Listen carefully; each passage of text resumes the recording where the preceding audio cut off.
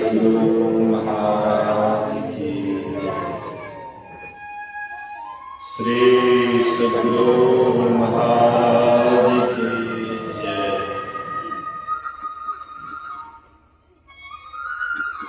अखंड मंडलाकारं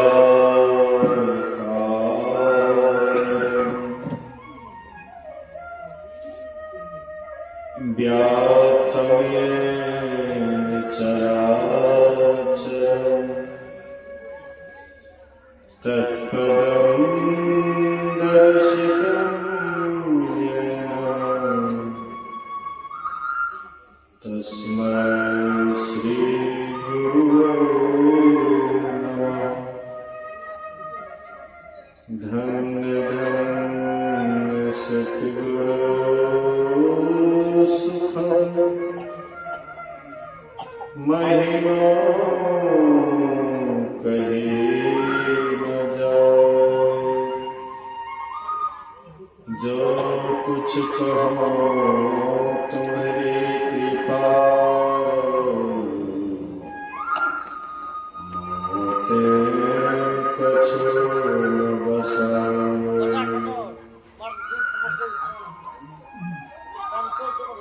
समवेत समादरणीय सज्जन वृंद, आदरणीय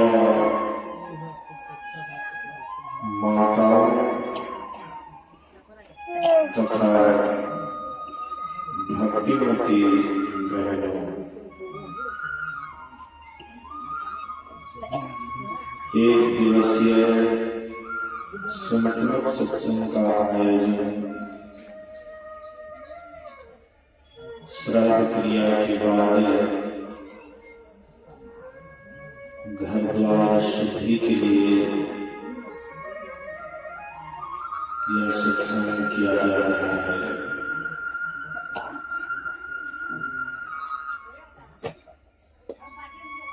असल में प्रत्येक व्यक्ति पवित्र जगह को पसंद करता है। साफ सुथरा जगह को सब आदमी पसंद करते हैं,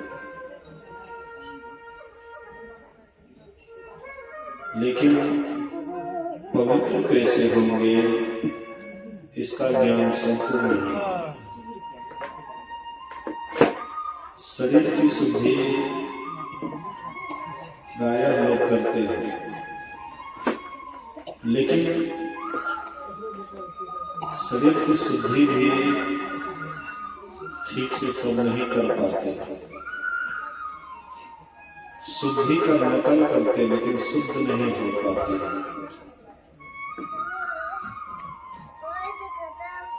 हम आप जब बाहर भीतर जाते हैं तो लोग हाथ साफ करते हैं। हाथ साफ करने के लिए चापाकल के अगल बगल में गंदी मिट्टी रहती है, वो भी लेकर के हाथ में लेप लेते हैं, कहते हैं शुद्ध होते हैं। शुद्ध तब तक आप नहीं होंगे जब तक शुद्ध मिट्टी नहीं रहेंगे। सर्फ या साबुन से ठीक ठीक नहीं हाथ को धोएंगे। कितने आदमी आते हैं बाहर भीतर से, एक के बार हाथ में लेते हैं, लेप करके समाप्त कर देते हैं। नहीं, कम से कम 2-3 बार बायां हाथ को साफ करना चाहिए, उसके बाद दोनों हाथ को साफ करना चाहिए। शुचियाचार जैसे घर आंगन को नीपोत करके साफ सुथरा करते हैं, वैसे शरीर की भी शुद्धि होनी चाहिए और मन की भी शुद्धि होनी चाहिए, हृदय की भी शुद्धि होनी चाहिए। तो हृदय की शुद्धि के लिए सत्संग ध्यान है। अभी हम लोग नवधे भक्ति के न पाठ बोले माँ सब्जी के संबंध में सुन रहे थे। जहां पर पवित्र जगह होता है वहीं पर भगवान का आगमन होता है। भगवान कहाँ विराजते हैं? जहां पर पवित्र जगह होता है। और जहां पर गंदा जगह होता है वहां पर भूत प्रेत का निवास होता है। आप हम सुनते होंगे आजकल कम, लेकिन कुछ वर्ष पहले भूत प्रेत का बहुत प्रचलन था। अभी भी कुछ कुछ है। तो भूत प्रेत किसको लगता है? जिसका शरीर शुद्ध नहीं होता है। ध्यान दीजिएगा, जो शरीर से शुद्ध नहीं रहते हैं उसी को भूत प्रेत लगता है। और जिसका शरीर शुद्ध है वो कहीं भी रहेंगे, जंगल में रहेंगे, पहाड़ में रहेंगे, कहीं भी चले जाएंगे, उसको भूत प्रेत कुछ नहीं करेगा, उसको टच भी नहीं करेगा। पवित्र शरीर को टच नहीं करता है, और पवित्र शरीर को टच करता है। जो शरीर की शुद्धि करने के लिए नहीं जानते हैं उसी के शरीर से टच करता है। तो शरीर से भी शुद्ध होना चाहिए और मन की शुद्धि के लिए सत्संग ध्यान करना चाहिए। मां सबरी शरीर से भी शुद्ध थी और हृदय से भी वह शुद्ध थी। इसलिए राम भगवान 88,000 ऋषियों का निरादर करके सीधे मां सती के आश्रम में आए। क्यों ऐसा किया? इसलिए कि उनका हृदय बिल्कुल शुद्ध था। भगवान राम कहते हैं, निर्मल मन सो मोहि पावा, मोहि कपट छल छिद्र न भावा। जिनका हृदय निर्मल है, कहते वही हमको प्राप्त कर सकता है। जिसके अंदर में कपट भरा हुआ है, हाँ, छल भरा हुआ है, जो ठगने के लिए जानता है, कपट करने के लिए जानता है, कहते वह जन्म हमको कभी प्राप्त नहीं कर सकता है। एक जन्म में, कई जन्मों में भी वह प्राप्त नहीं कर सकता। मां सबरी का हृदय बिल्कुल शुद्ध था, बिल्कुल पवित्र था। इतना पवित्र था कि भगवान राम उनके यहाँ आए। मां सबरी के संबंध में हम लोग बराबर सुने होंगे। ये पूर्व जन्म में खिखिरनी थी। खिखिरनी कुछ वर्ष पहले जिसका हम लोग भी आवाज सुनते थे, देखते भी थे। शाम के समय प्राय खिखिर बोलता था। अब तो बाढ़ के बाद में ही कहीं सुनाई पड़ता है, लेकिन पहले हाँ प्राय सुनते थे। मारने वाला भी खिखिर को मारती थी। तो वह खिखिरनी शरीर में सबरी थी। संयोग से ऐसे ही सत्संग भंडारा हुआ था। कोई सिद्ध महापुरुष का जूठन वह खिखिरनी खा लेती है। थोड़ा इको कम कर दीजिएगा, आवाज बाहर स्पष्ट बढ़िया से नहीं जाता है। हल्का सा कम कर दीजिएगा। बोलिए श्री सद्गुरु महाराज की जय। तो खिखिरनी शरीर में थी, महात्मा का जूठन खाई, परिणाम होता है, परिणाम होता है कि वह एक राजकन्या होकर के जन्म लेती है। साधु का प्रसाद पाने के बाद, साधु महात्मा का जूठन खाने के बाद कितना परिवर्तन हो गया। मतलब नीच योनि में थी, पशु योनि में थी, लेकिन वहां से सीधे ट्रांसफर हो जाता है और मनुष्य शरीर में भी राजघराने में जन्म लेती है, राजकन्या होकर के जन्म लेती है, जहां पर सब सुख सुविधा, देखने में भी बहुत रूपवती थी, सुंदरी थी, इतनी सुंदर एक चीज कहना क्या है, शादी होती है किसी राजकुमार से जो विशेष सुंदर होते हैं, विशेष धनी होते हैं, उनके यहां से नवदुल्हन कहीं जाने के लिए उसको नहीं देता है। सत्संग में वो नहीं जा सकती है, छोट मोट घर की रहती है तो चली भी जाती है। गरीब घर की है तो सत्संग में चली जाती है, लेकिन धनी घर की जिसके पास बढ़िया पैसा है नहीं जा पाते। जाते भी हैं तो बड़ा सत्संग में जाते हैं, बड़का महात्मा के पास।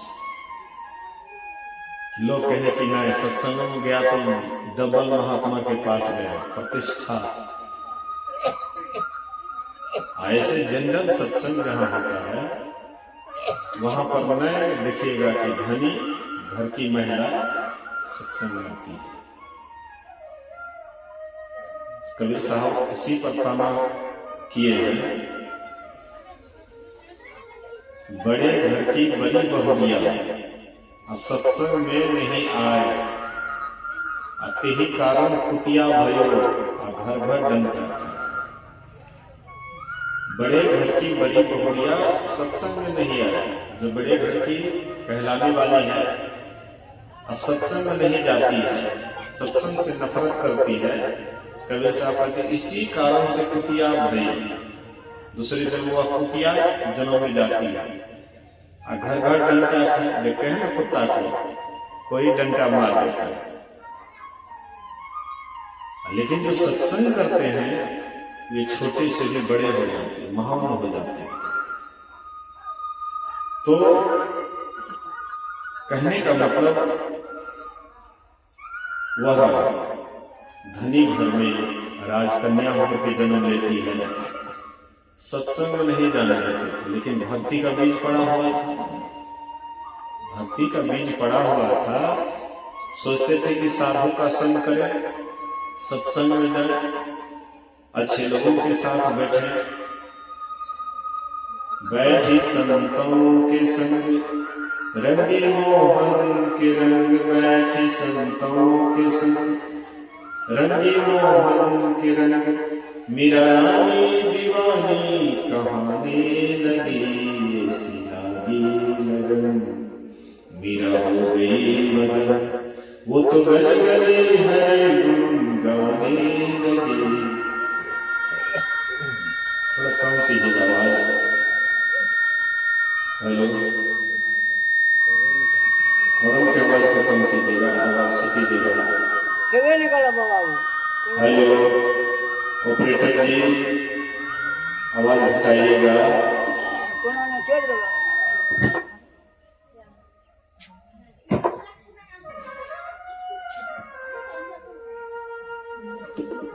बोलिए श्री सद्गुरु महाराज की जय।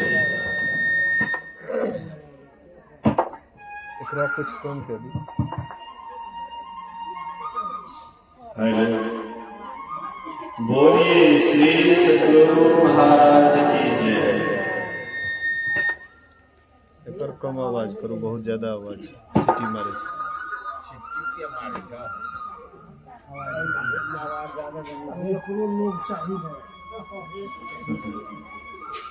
बोलिए श्री सद्गुरु महाराज की जय। तो मीराबाई धनी घर की थी, राजपूत परिवार की, राजशाही परिवार की। लेकिन देखिए सत्संग का कैसा रंग लगता है। रविदास जी महाराज जाति के चमार थे, जाति के चमार थे, जूता सीते थे। कितना लोग इसको जूता सीने वाले को कहते हैं बड़ा नीच है। जूता सीते थे लेकिन सत्संग करते थे, ध्यान करते थे, दिन रात सुमरन ध्यान करते थे। उसका जूता सीना ज्यादा नहीं कि मतलब खूब जूता सीएंगे खूब पैसा कमाएंगे, सो भी बात नहीं। जिससे परिवार का खर्चा चल जाए उतना ही काम करते थे। 2 जोड़ा जूता बना लेते थे और उससे परिवार का खर्चा चल जाता था। लेकिन सुमरन करते हुए हम लोग काम धाम करते हैं तो सुमरन को भूल जाते हैं। कबीर साहब कहते हैं सुमरन सुरत लगाई के मुक्ति कछ न बोल, अब बाहर का पट देकर अंतर का पट खोल। हम लोग काम करते हैं तो सुमरन को भूल जाते हैं, खाली वही काम में दिमाग लगा रहता है। यह काम करना है तो उसी पर दिमाग लगा रहता है कि काम कितना जल्दी हो जाए, लेकिन सुमरन नहीं करते हैं। लेकिन रविदास जी महाराज भूता सीते थे, सुमरन करते थे। काम कोई भी नीच नहीं होता है, व्यक्ति नीच होता है, व्यक्ति विशेष नीच होता है, काम कोई नीच नहीं होता है। नीचा से नीचा काम करके भी लोग महान हो गए और ऊंचे काम करने वाले भी सबसे नीचा हो गए।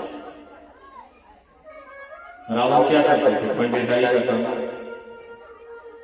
नहीं, पंडिताई का काम, विद्वान थे, पढ़े लिखे थे, इतने बड़े थे, लेकिन काम हो गया नीचा। लेकिन रविदास जी महाराज जाति के चमार थे, लेकिन कर्म बहुत ऊंचा करते थे, सुमरन ध्यान करते थे। ऐसा सुमरन ध्यान की एक पल भी नहीं भूलते थे परमात्मा को। हम लोग तो भूल जाते हैं। अभी सत्संग में बैठे हैं, सत्संग से उठेंगे तो तुरंत ही बत्संग शुरू हो जाएगा। तुरंत झगड़ा, तुरंत लड़ाई, तुरंत राजनीति, तुरंत, मतलब उठने भर का देरी है। उठे बस चालू हो गया।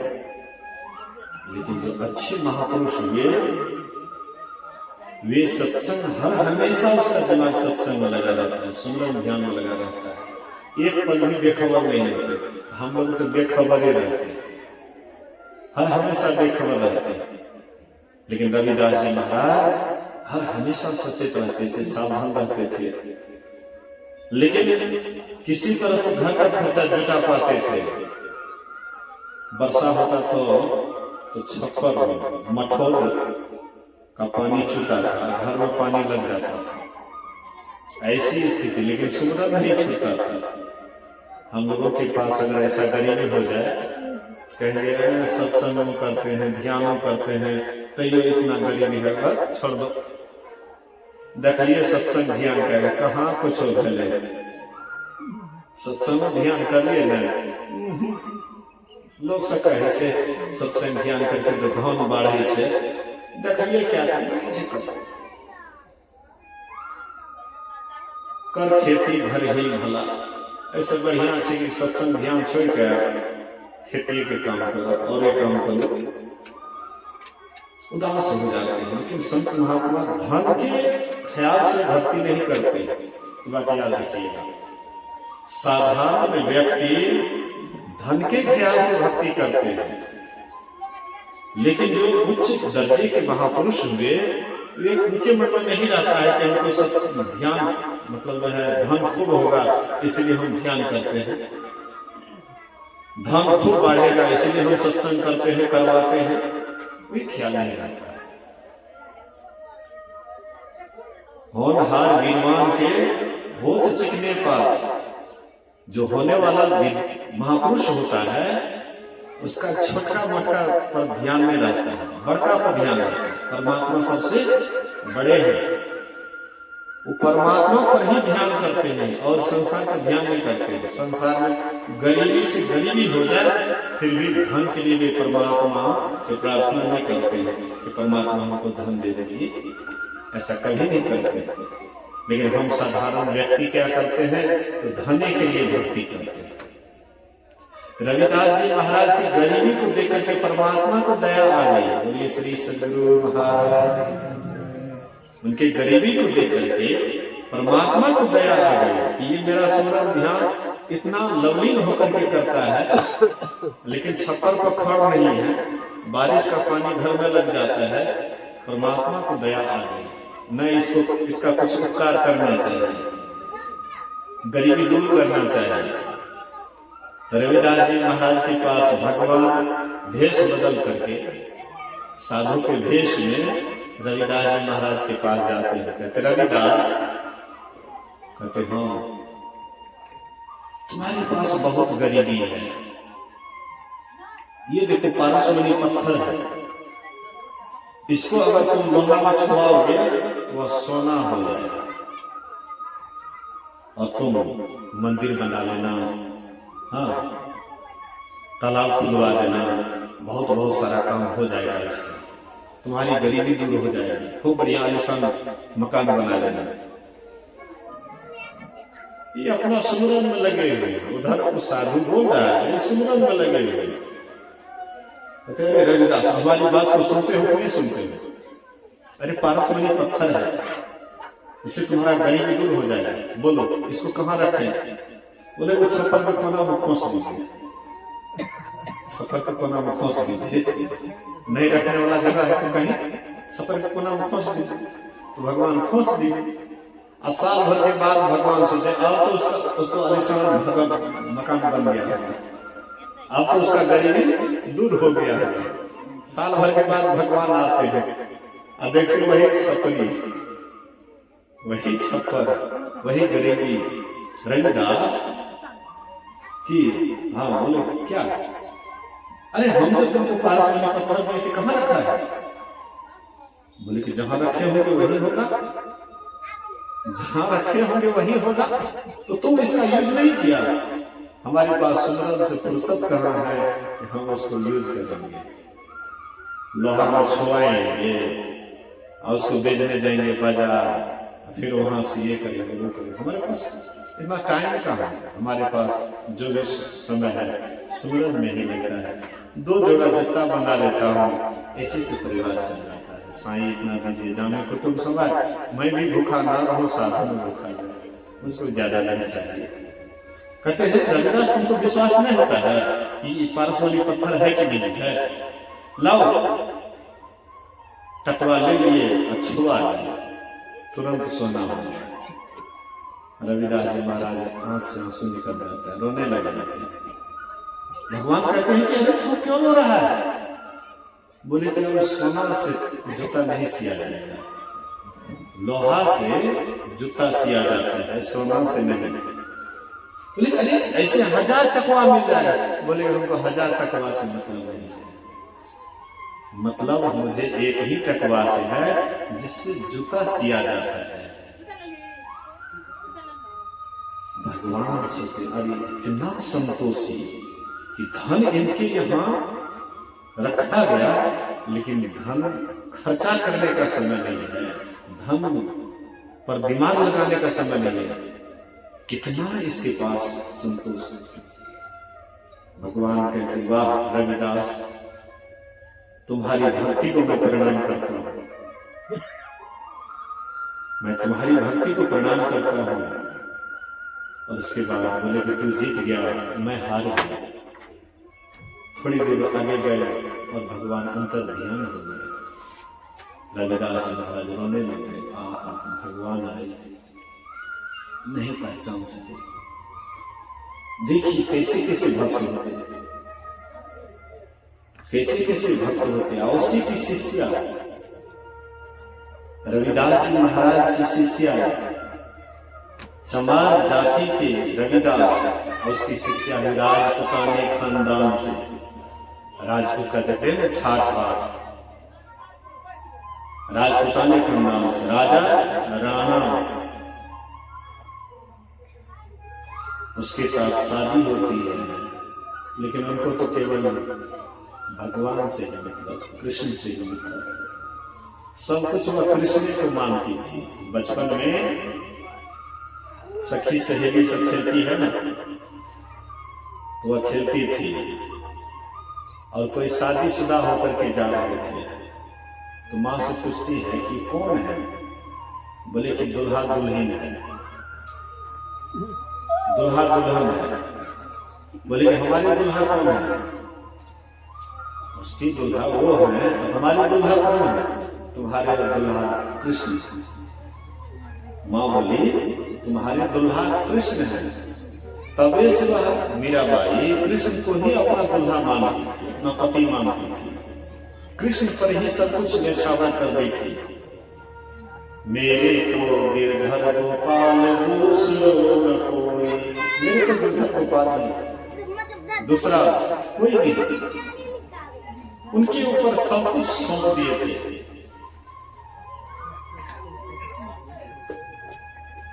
मीराबाई की शादी हो जाती है, ससुराल जाती है, लेकिन वह कृष्ण को ही सब कुछ मानती थी। पति के प्रति उसका लगाव नहीं था, प्रेम नहीं था, उसको लगा था कृष्ण से। पति मर गया, लोग कहते थे तो श्रृंगार काहे करती है, सिंदूर काहे लेती है, तुम्हारा पति तो मर गया।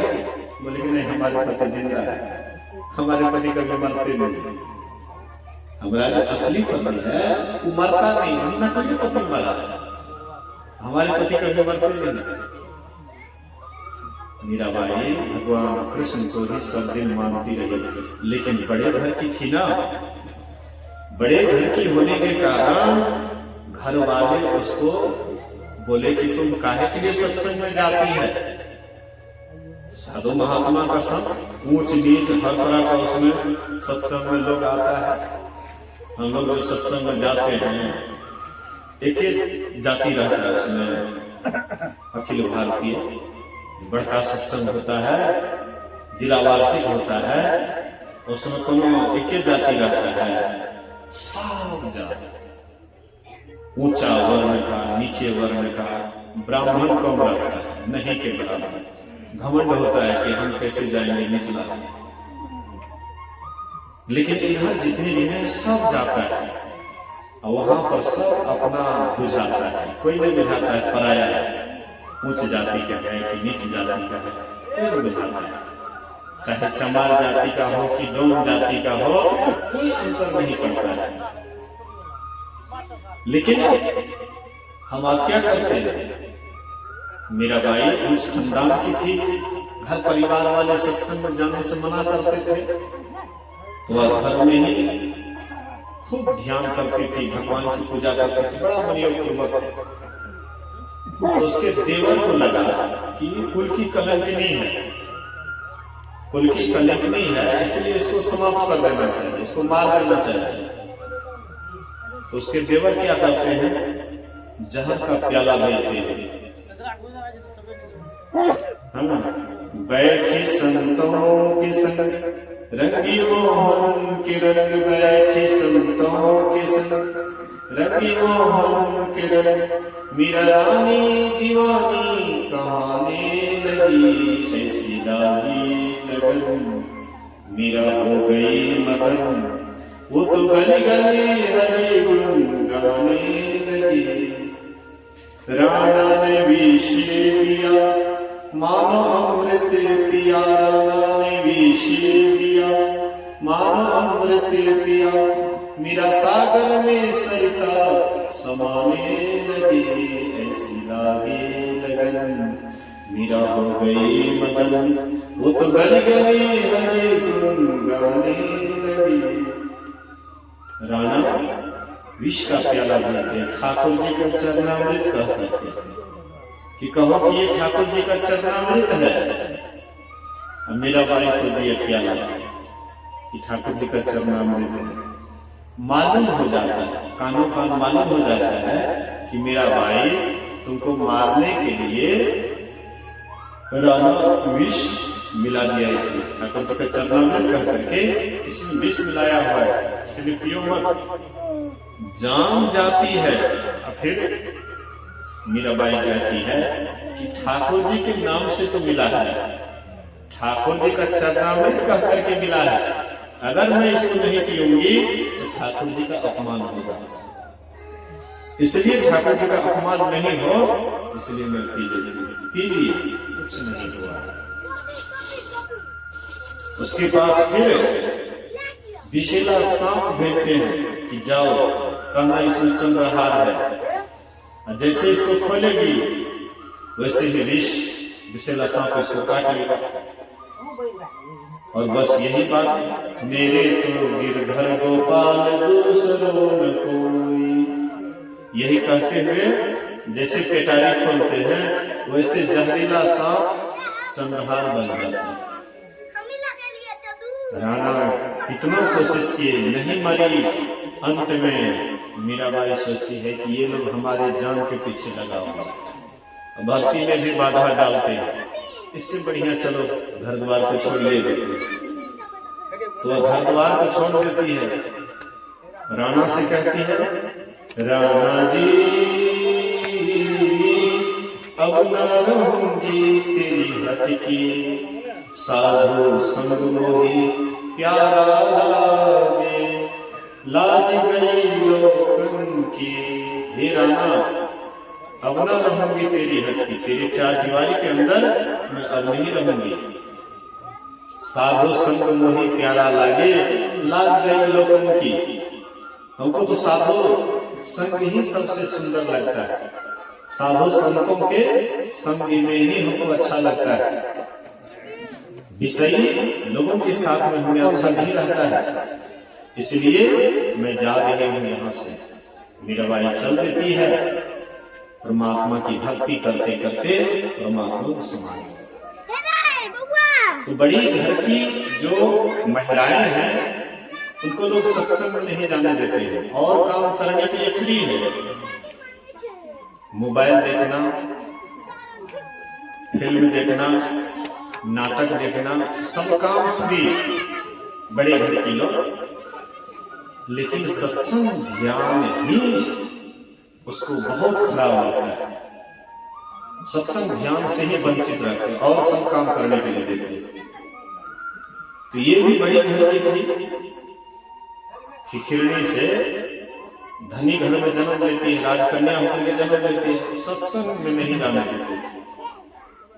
जब इसकी शादी हुई तो पतिदेव से बहुत मिन्नत करके, बहुत प्रार्थना करके एक अंदर में सत्संग भवन बनवा दिया। और कोई भी उस गांव में साधा महात्मा आते थे तो भवन में ठहरते थे, ये बहुत सेवा करती थी।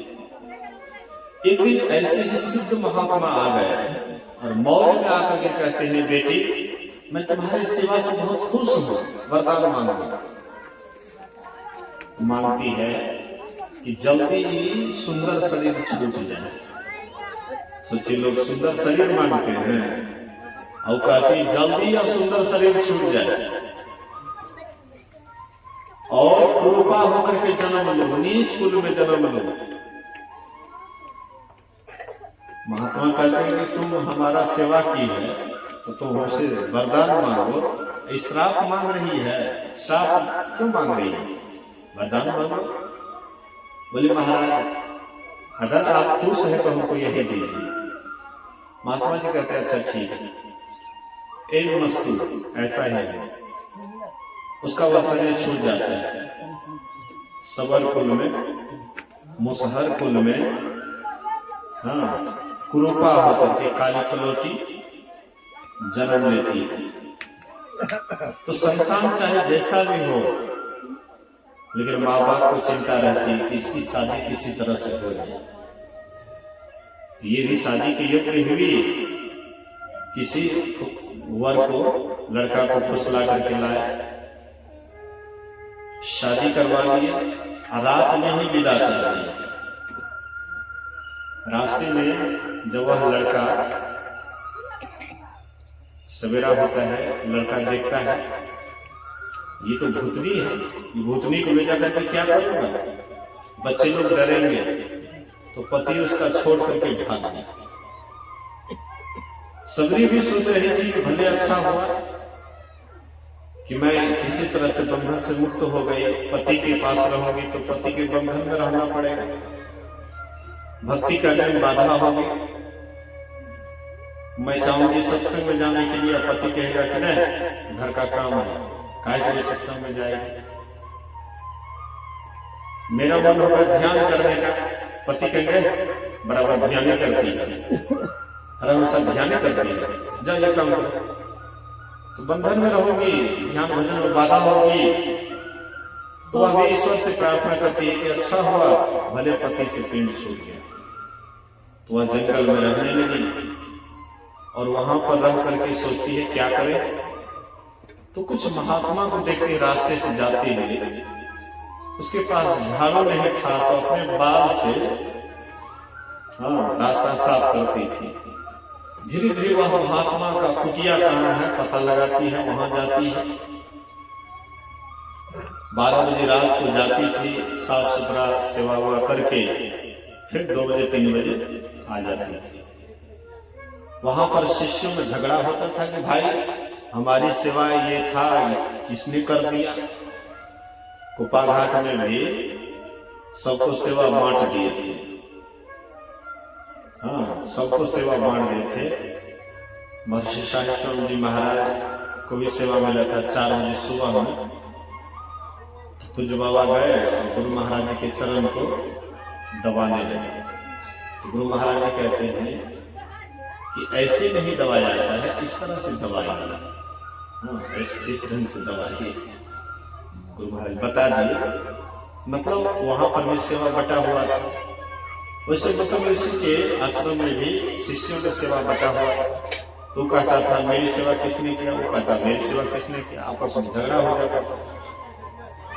मतलब ऋषि से शिकायत किए तो मतलब ऋषि पता लगा कहते हैं कि जग करके पहरा करो कि कौन आता है सेवा करने के लिए। तो रात में जग करके पहरा करने लगे तो वह आती है, सेवा करने लग जाती है। एक शिष्य उसको पकड़ करके ले गए, गुरु महाराज यही छुप करके आती है, सेवा करके चली जाती है।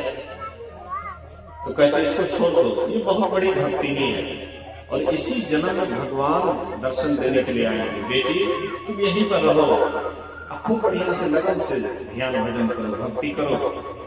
भगवान राम का जन्म हो गया है तो दर्शन देने के लिए तुम्हारे पास आएंगे। ये बराबर बात जुगती थी कि प्रभु राम कब आएंगे। जब वह समय आता है भगवान श्री राम पधारते हैं, माँ सबरी भक्ति भाव से उसकी सेवा करती है, जुठन बैल देती है।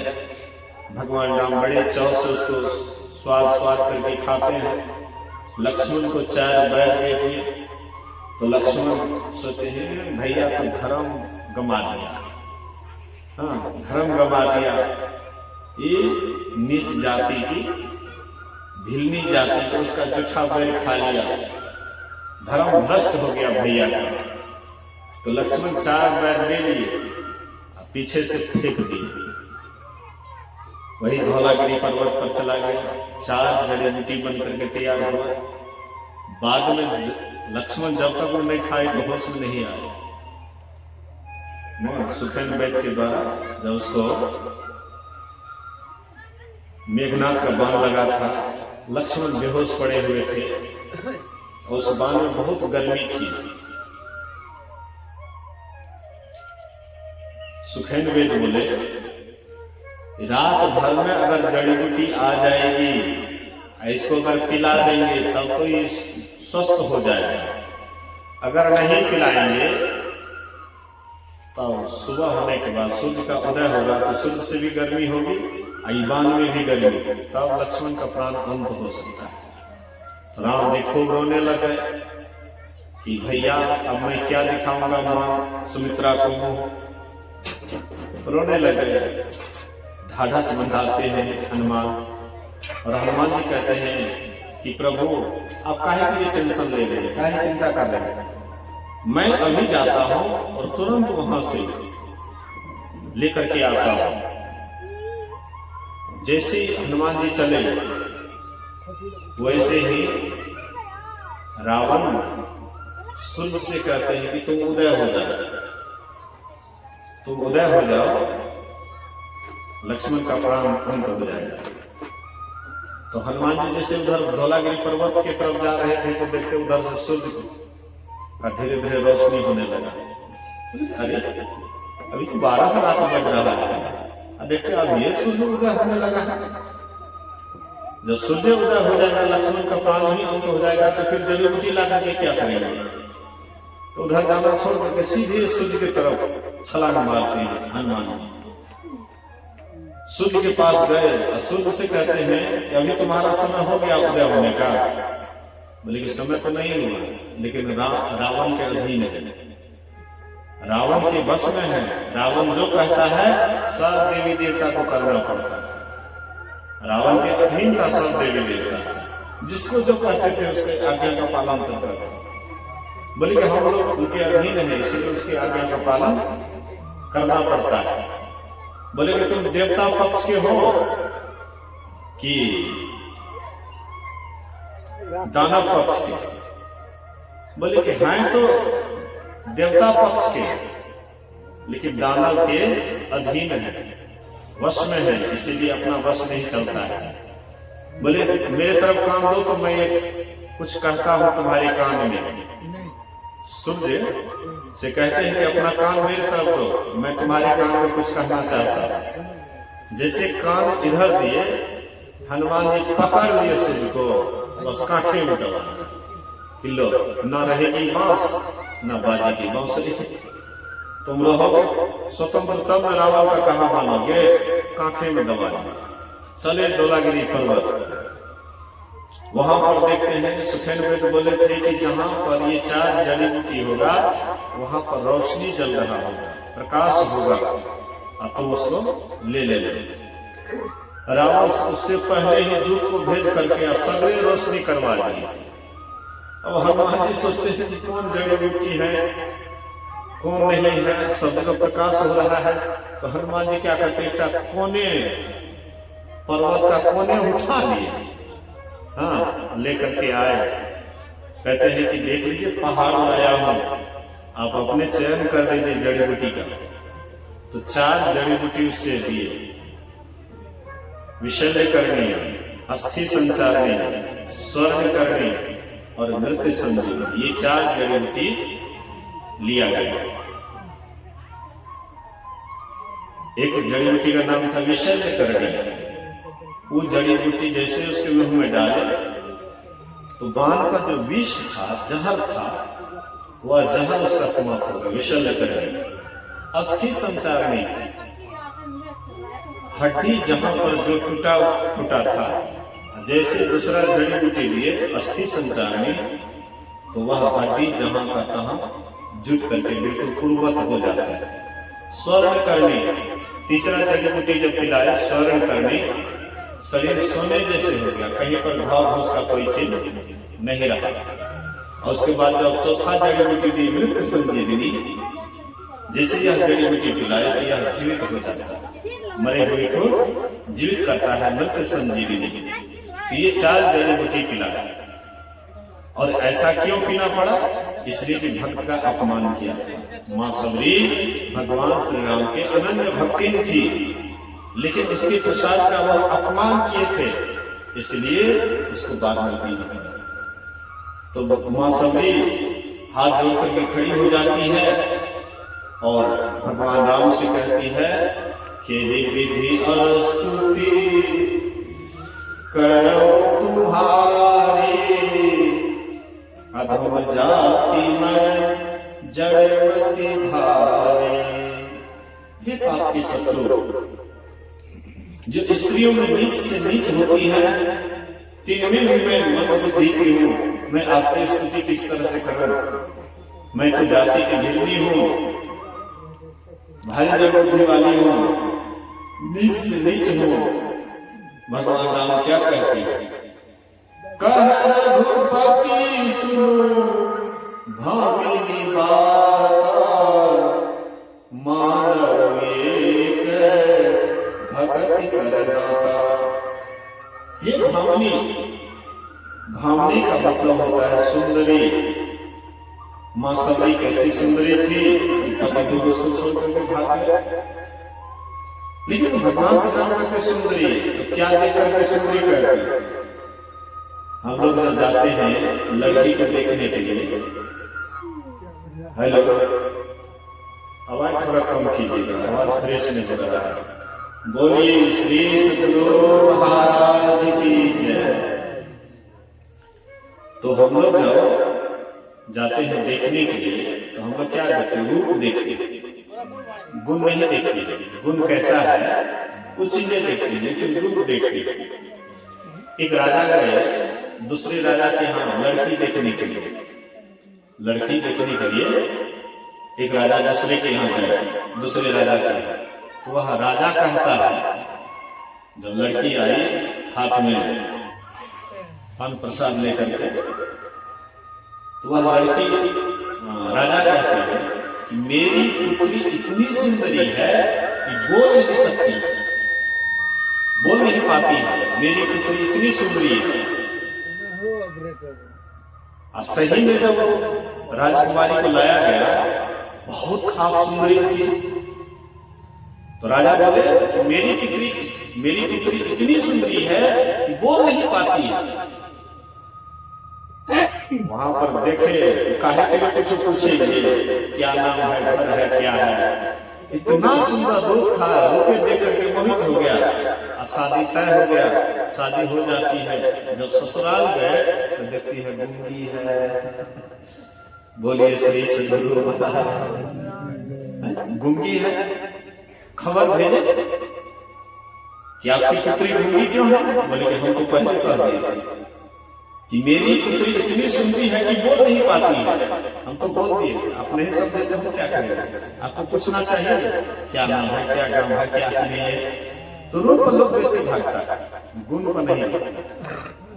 मां सबरी रूप में भले ही कुरूपनी थी, लेकिन गुण में एकदम सारा गुण भरा पड़ा था।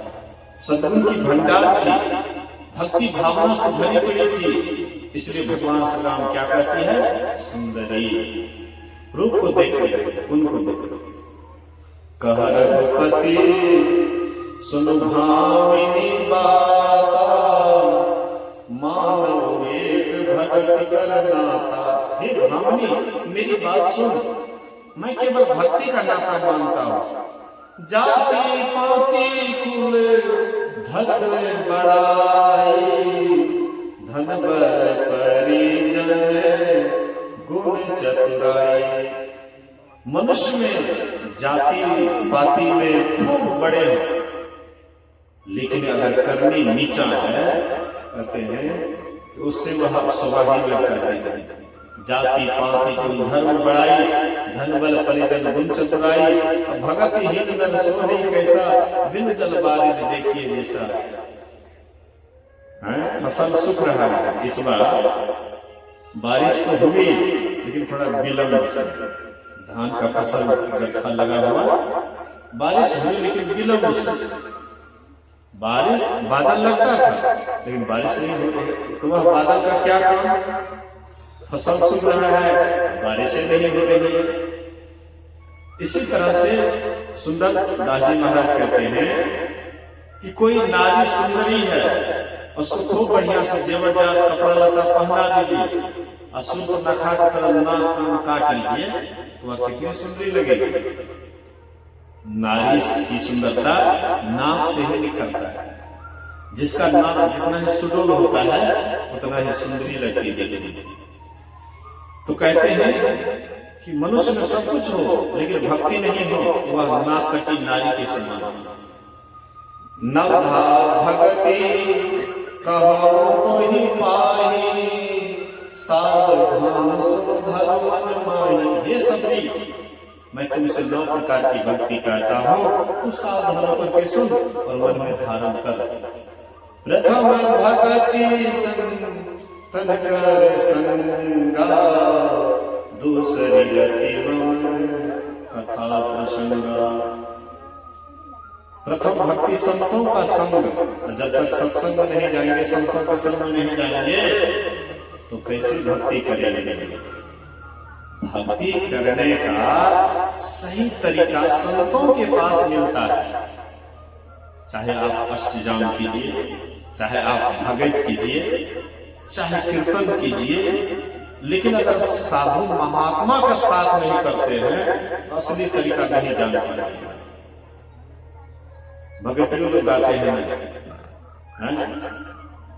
थोड़ा तो सुनने हो, बेसी तरह सब सुने हो। एक घड़ी आधो में बुनियाद, तुलसी संगत साध के हरो क्रोट अपराध। की खाली गाविए न छाए, साधु के संग नहीं करवे, खाली भगत करवे, अष्टजाम करवे, कीर्तन करवे, आ कभी साधु के संग में नहीं देवे, साधु महात्मा के पास नहीं बैठवे, ओकर वचन नहीं सुनवे, तो भक्ति के कतऽ से शुरुआत है। भक्ति का शुरुआत सत्संग से ही होता है, साधु संतों के संग से ही होता है। यही है प्रथम भक्ति। भक्ति का शुरुआत पहला क्लास। बच्चा जब जाता है पढ़ने के लिए, पहले प्रथम क्लास में नाम लिखाता है, और उसके बाद दूसरा, तीसरा, चौथा, पांचवा, छठा, सातवां, आठवां, नौवां, दसवां, मैट्रिक, इंटर आदि आदि करते हैं। इसी तरह से भक्ति का प्रथम क्लास की पढ़ाई संतों के संग में पहले जाइए। कुछ नहीं जानते हैं, सत्संग में जाइए, साधु के संग में जाइए, बैठने के लिए सीखिए, सुनने के लिए सीखिए। धीरे धीरे जब आप साधु संतों में मन लगने लगेगा तो समझ जाइए कि आपका भक्ति का शुरुआत हो गया। हाँ, भक्ति का शुरुआत संतों का संग। वहां जब आप जाते हैं तो जो साधु महात्मा जो वचन कहते हैं उसको ध्यान से अगर आप सुनते हैं, ये दूसरी भक्ति हो जाती है। उसके बाद जो आपको बुझाता है कि सही मार्गदर्शक हैं, गुरु योग्य हैं, उसको गुरु धारण कर लीजिए और उसका सम्मान कीजिए। वे जो कहे उनके साथ चलिए, उसकी सेवा कीजिए। ये आपकी तीसरी भक्ति हो जाती है। चौथी भक्ति जो आप सत्संग में सुनते हैं, थोड़ा घर द्वार में भी जाकर के बाल बच्चे को बढ़िया से सिखाइए कि बेटा सत्संग ध्यान करने से कल्याण होता है, बाल बच्चा का भी सुधार होगा। चौथी भक्ति हो जाएगी।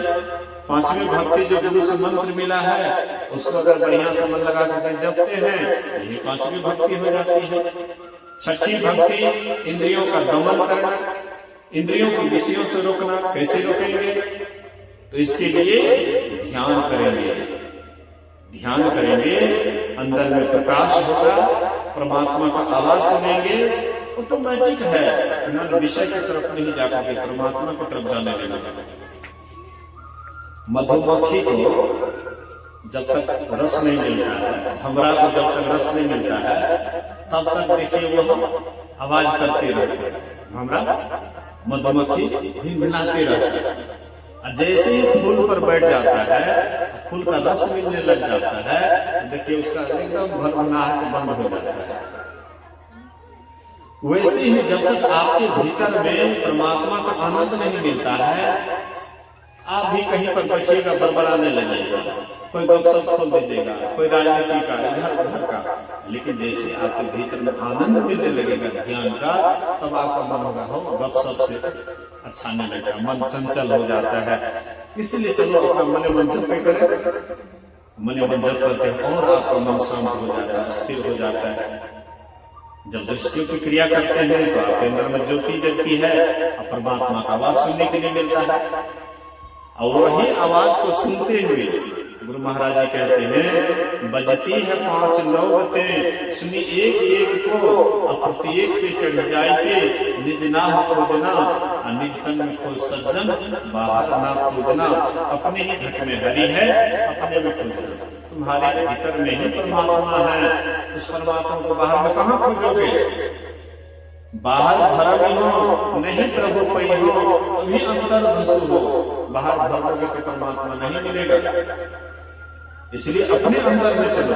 तुम भी अपने शरीर के अंदर में हो और परमात्मा भी इसी शरीर के अंदर में है। जिन ढूंढा तिन पाया, गहरे पानी पैठ। जो भी अपने शरीर के अंदर में खोजा, उसको भरपूर परमात्मा मिला। और जो बाहर में टटोले, बाहर भरमी हो नहीं प्रभु पई हो, अभी अंतर धसु हो। एक छोटी सी कहानी सुन लीजिए, उसके बाद मैं अपने वचन में विराम दे दूंगा। बोलिए प्रेम से श्री सद्गुरु। भगवान बुद्ध के पास एक सज्जन गए जो 20 बरस से खूब तप कर रहे थे, तपस्या, जप, ध्यान, तीर्थ, व्रत, उपवास, बहुत कुछ कर रहे थे। तो संजोग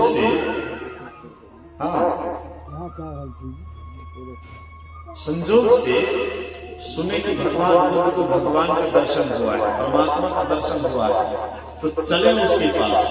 अभी तक हम 20 साल से तीर्थ व्रत उपवास किए तो अभी तक हमको भगवान का दर्शन नहीं हुआ, लेकिन सुनते हैं कि भगवान बुद्ध को भगवान का दर्शन हुआ है, इसलिए उसके पास चलना चाहिए। वह आदमी जाता है बुद्ध के पास, बोले कि हे बुद्ध, कोई ऐसा तीर्थ नहीं जहां पर हम नहीं गए, कोई ऐसा व्रत नहीं जो हम नहीं किए हैं, सब कुछ करके देखे, लेकिन अभी तक हमको भगवान नहीं मिला, परमात्मा नहीं मिला, आत्मा की उपलब्धि नहीं हुई। तो भगवान बुद्ध कहते कल आना, यही समय में, लुकझुक समय में, सांझबाती के समय में, यही समय में 3-4 बजे आना। तो वे आए, तो भगवान बुद्ध कुछ खोज रहे थे बड़ी व्यग्रता के साथ। तो कहते हैं बुद्ध क्या खोज रहे हो? बोले कि मेरा हीरा खो गया, वही ढूंढ रहा है। बोले कि चलो मदद करना चाहिए, वो भी खोजने लगे। धीरे धीरे शाम हो जाता है, सांझ बाती का बेर हो जाता है। कहते बुद्ध तुम्हारा हीरा कहाँ खोजा? बोले कि कुटिया में। बोले कि तुम बाहर में खोज रहे हो?